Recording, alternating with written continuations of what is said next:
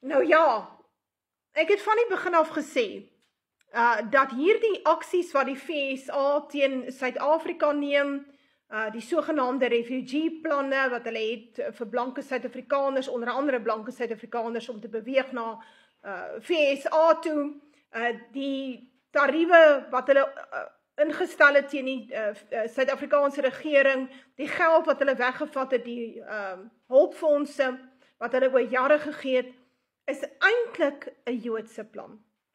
Dat die FSA belange daarin het om 'n nuwe regering hier in plek te sit, is waar. Maar hierdie hele ding word eintlik gedryf deur die Jode en die Joodse staat. En dit gaan alles daaroor dat Suid-Afrika die Joodse staat na die International Criminal Court toegevat het oor hierdie volksmoord van Palestynë in die Midde-Ooste. En eers is die saak afgemaak deur die Joodse propagandiste, dat dit gaan niks, daar gaan niks daarvan kom nie. En toe is dit nou nie so nie. Inteendeel, die ding het so aansienlik versleg, dat verskeie lande begin het om die Joodse staat te boykot, die idee dat daar wapens na hulle toe vervoer word, hulle wil dit boykot, die settlements, enige produkte wat aan die settlements, die Joodse settlements voorsien word daar van Europa af, dit word al geboykot deur sekere maatskappye toegegee onder Europese druk. En na die dag het Netanyahu gaan vra, is 'n versoek gerig aan die ICC, dat hulle asseblief hierdie arrestasiebevel teen ou Bibi Netanyahu opskort. So hierdie hele ding, dat die Joodse staat aan die wêreld ontbloot is as 'n volksmoordenaar, as 'n rasmoordenaar, dit was 'n geweldige slag vir die Joodse staat, en vir die Jode reg oor die wêreld, want hulle het lank met moord weggekom daar in die Midde-Ooste, vir meer as 70 jaar het hulle weggekom met moord, maar jy sien, is nou die einde van tye. Nou, Vader sê, daar's niks wat verborge, wat nie geopenbaar sal word nie, en hier begin ons sien, dat die Jode se onderrokkie major uithang. En so kry ons dan, dat hulle reeds in die laaste jaar, voordat Trump in beheer gekom het, het ek 'n video wat gesirkuleer het, waar dit baie duidelik is, was op Amerikaanse televisie, dat die Joodse lobby agter aksie sit om die ANC-regering by te kom. Die ding het nou al so ver gevorder, dat die United States bill to sanction South Africa moves forward. The bill introduced in the United States Congress to review relations with South Africa and sanction some politicians has passed through the US Committee on Foreign Affairs with majority support. Nou ja, hy moet nog iewers nog 'n draai gaan maak en dan sal hy miskien in plek kom. Nou die ou wat dit voorgestel het is die Republikein Ronnie Jackson. Nou ons weet al hierdie lede van die Senaat en die Kongres behoort eintlik aan die Joodse lobby. Hulle het almal 'n AIPAC person, sê Massey van Kentucky. Hy is die enigste een wat nie 'n AIPAC person het nie. Dit wil sê, daar is nie 'n Jood wat vir hom verduidelik waarvoor moet hy stem en wat moet hy aanvaar en watter wet moet hy ter tafel lê nie. Want dit is hoe dit gaan in die VSA. Want die VSA word nie beheer deur Amerikaners nie, die VSA word beheer deur die Jode, die Joodse lobby. Plaas het hulle nou maar net almal kuier, gaan plaas hulle skuif, daarna aan die Joodse staat en hulle regering gaan beheer, daar, want lyk vir my hulle het nie beheer oor ou Netanyahu nie, want hy maak soos hy lus en lekker kry. Maar nou sit hulle almal daar in die VSA, daar op die vetgrond, wat eintlik behoort aan Jakob, wat die VSA is Manasseh, en nou ja, hulle gebruik hulle gelde om die Amerikaanse regering te bestuur en te beheer om sekere doelwitte, Joodse doelwitte te bereik. Dit is wat ons sien.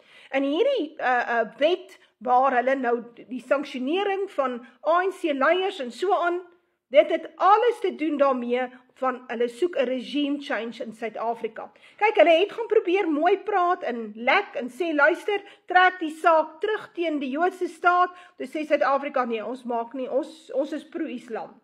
En daaroor is die Jode baie kwaad, want die Jode was nog al die jare 'n groot vennoot van die ANC-regering. En ek het dit nou nogal hier Op 'n stadium sê die ANC-regering dit self. Dis 'n interessante berig, en dit is in hierdie berig wat ons dit sien. Serious accusations against South Africa, alleged collaboration with Hamas sparks diplomatic storm. Daar's nou nog 'n Jood, iewers in Brittanje, en hy het nou kastig berigte dat die Suid-Afrikaanse regering met Hamas saamgesweer het en dat hulle geweet het van die 7 Oktober aanval. Nou eintlik het die Joodse regering het ook geweet van die 7 Oktober aanval. Dit het hulle net nie gepas om daarop te reageer nie, want hulle plan was om Gaza totaal te vernietig. So dit was 'n goeie verskoning. En dis hoekom hulle nie daarop gereageer het nie. Dit is ou nuus. Maar nou word die skuld gegooi hier na die ANC regering toe. En ek vat nie die ANC regering se kant nie. Ek probeer vir jou verduidelik wat gaan aan in internasionale politiek. Wat is dit wat ons sien? Want vir 30 jaar kon die ANC regering doen, maak en breek wat hy wil. En nou ewe skielik is dit nie meer reg nie. So wat het verander? En die Joodse lobby het gedraai teen die ANC regering.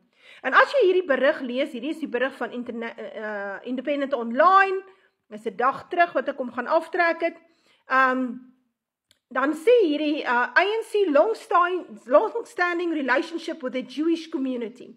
Historically, the ANC has had close ties to South Africa's Jewish community. Many Jewish anti-apartheid activists stood side by side with ANC leaders during the liberation struggle. Notable figures such as Helen Suzman and others actively supported the fight against apartheid. In recognition of this shared history, the ANC has consistently acknowledged the contribution of Jewish individuals in the advancing democracy in South Africa. Nou ons weet die ANC is geen demokrasie nie. Dis 'n tirannie van die swart massas, van misdaadsyndikaate.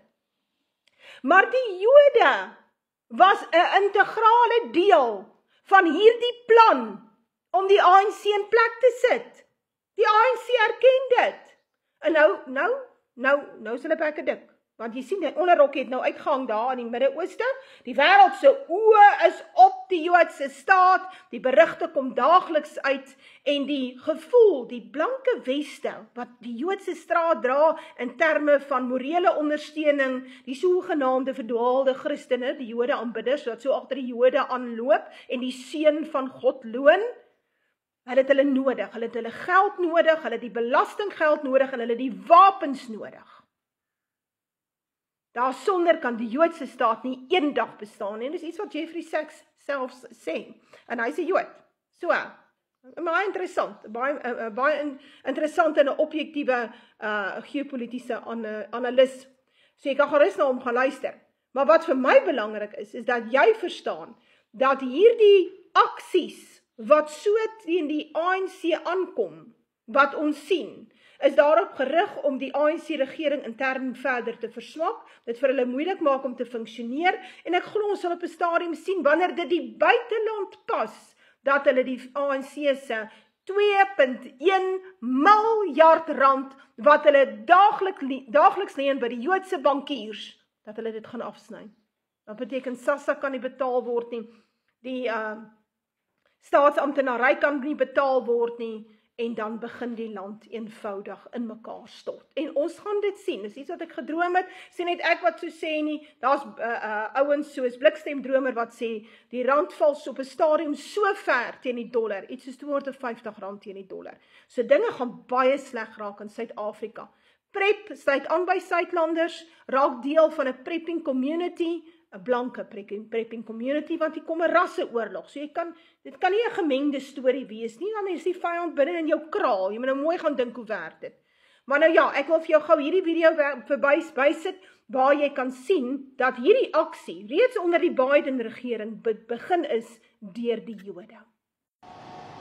The Israeli Foreign Ministry reportedly sent a classified cable to the Israeli embassy in Washington and all its consulates in the US, urging them to pressure South Africa that continuing its case would come at a heavy price, including efforts towards suspending trade relations. The cable urged Israeli missions to work with lawmakers on the federal and state level, in addition to governors and Jewish organizations, to put pressure on South Africa to change its policy towards Israel. Israel wants members of Congress to issue public statements condemning South Africa and threaten consequences that could see trade relations suspended. But South Africa's presidency has since indicated it intends to move forward with its case at the ICJ next month. To provide